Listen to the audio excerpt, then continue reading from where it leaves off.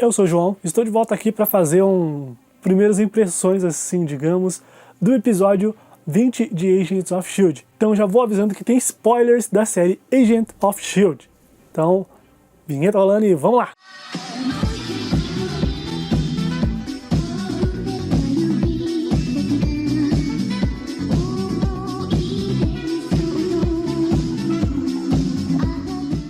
Os vídeos anteriores que eu fiz com relação da conexão de Guerra Infinita com Agents of S.H.I.E.L.D., isso acabou meio que também se tornando um resumo de Agents of S.H.I.E.L.D., porque eu abordei várias coisas que estão presentes nestes episódios. E agora há pouco eu assisti o episódio 20, que é aquele que salvará todos, o nome do episódio. Eu assisti ele sem legenda, depois assisti com legenda, e tem muitas coisas interessantes nesse episódio. Uma das coisas interessantes desse episódio é finalmente a revelação de Graviton.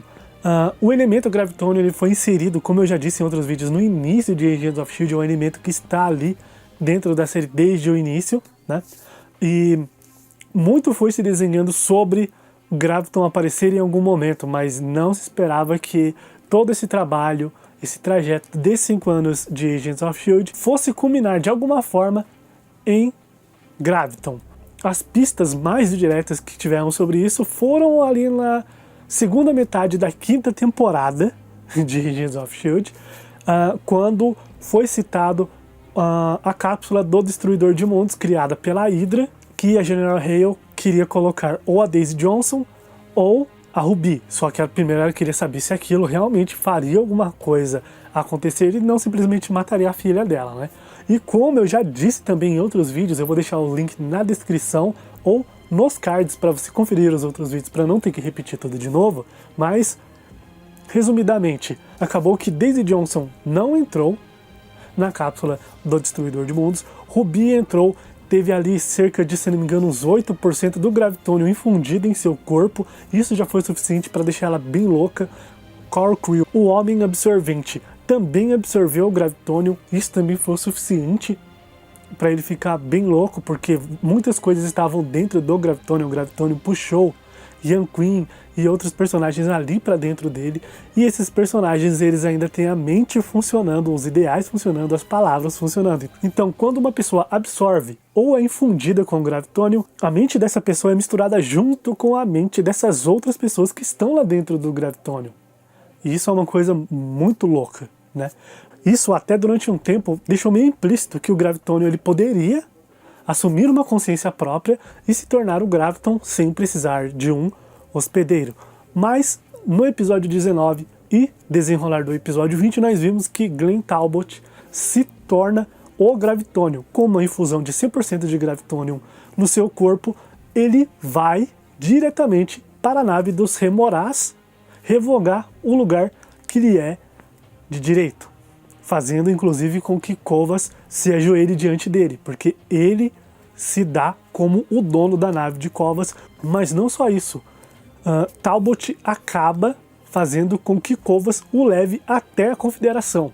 E a Confederação eu achei que não fosse uma coisa que seria explorada dentro de Agents of S.H.I.E.L.D., porque ela tem, como eu posso dizer, cara, ela tem uma complexidade que poderia ser muito bem usada em filmes. Ela lembra muito os Illuminati das HQs, pelo fato de unir várias raças diferentes, como os Astras, os Remorás, os Chris, por exemplo. Então a Confederação ela une seres de várias raças, e normalmente são seres guerreiros de alguma forma.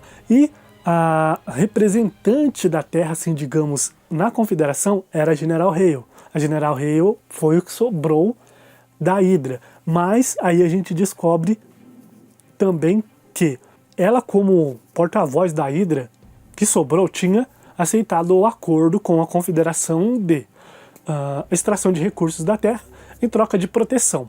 Porém, aqui nós temos algumas revelações nesse episódio que, mesmo na primeira vista, com essas primeiras impressões, já dá pra gente guardar como coisas boas, que é Tyran Cassius, que é um Kree. Ele revela que a Confederação desde o início ela não tinha ideia nenhuma de cumprir a sua parte no acordo de defender a Terra. Ela queria apenas exaurir a Terra de seus recursos, como gravitônio, inumanos e tudo mais, e dane-se. Daí você pensa, tá, mas por quê? Aí eu vou lembrar de uma outra coisa que eu já tinha dito em outro vídeo também, sobre Covas tentar pegar todas as coisas que ele podia na Terra antes de Thanos chegar. Mas, aqui nesse episódio a gente é contextualizado diretamente, apesar de no 19 ter sido citado de uma forma bem superficial, aqui nós somos contextualizados por Tyrant, que Thanos já está na Terra e está tocando o terror. Então, nós temos a invasão dos Remorás e a invasão de Thanos acontecendo em simultâneo. Assim como eu acho que muita gente ficou pensando também, são duas invasões alienígenas acontecendo simultaneamente. Isso não é estranho?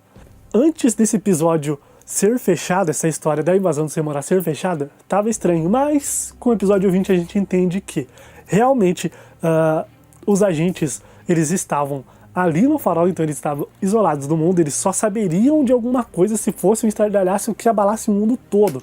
E como a gente viu em Guerra Infinita, a única coisa que realmente influenciou no mundo todo foi o final. Porque as outras situações, as batalhas, elas influenciaram de cara Nova York e depois Wakanda. Não foi uma situação que se espalhou pelo mundo. A batalha ela não se espalhou, os efeitos dela se espalharam. A batalha em si, não.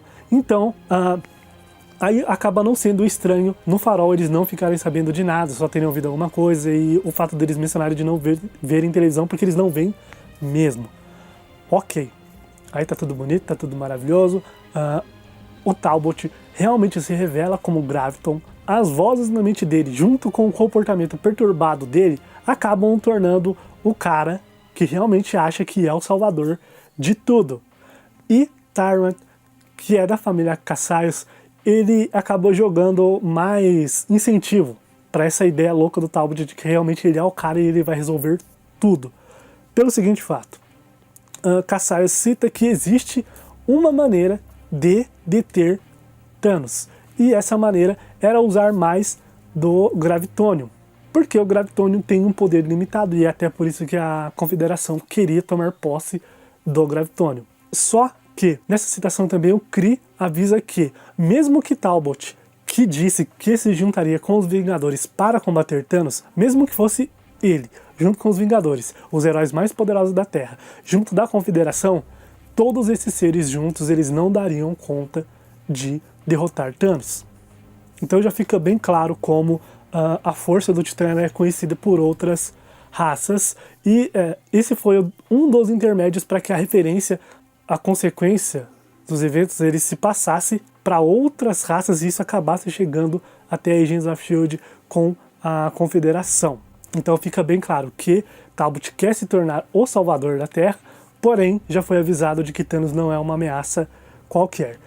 E um outro ponto que é interessante, porque a partir do momento que é citado que a Terra possui muito Gravitonium e Talbot ele quer tomar posse desse Gravitonium para se tornar um ser invencível e se tornar o escudo da Terra, já fica claro também aquele desenho da Robin, onde até eu citei que eu achava muito louco se fosse Thanos lá, mas Thanos não é o ser que parte a Terra no meio.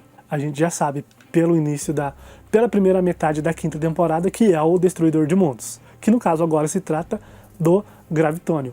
Então agora fica meio que naquela da gente esperar os episódios 21 e 22, o 22 é o episódio O Fim, como eu já citei no vídeo anterior, para ver como as coisas elas vão continuar andando, porque a gente já teve a primeira ligação em relação à Guerra Infinita, e até aqui, em Agents of S.H.I.E.L.D., tinha se iniciado um pequeno arco de invasão dos Remorás. Beleza, mas isso não foi nada, foi simplesmente um pano de fundo para a introdução do Graviton. Então agora fica, o Graviton ele não é ainda um vilão, está se desenhando para ser um vilão, mas ele é um ser que quer salvar a Terra de alguma forma.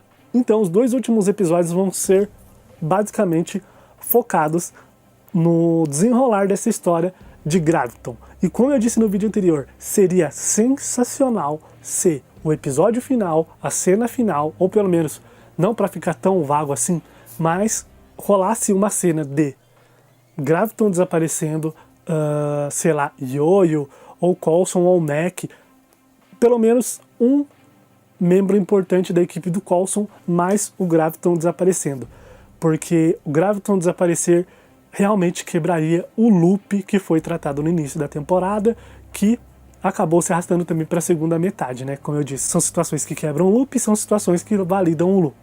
Então a gente viu que o Graviton é uma situação que valida muito o loop. E essas foram as minhas primeiras impressões sobre o episódio 20 de Agents of S.H.I.E.L.D. Acabou sendo bem um apanhadão, né, de coisas que aconteceram ali no episódio.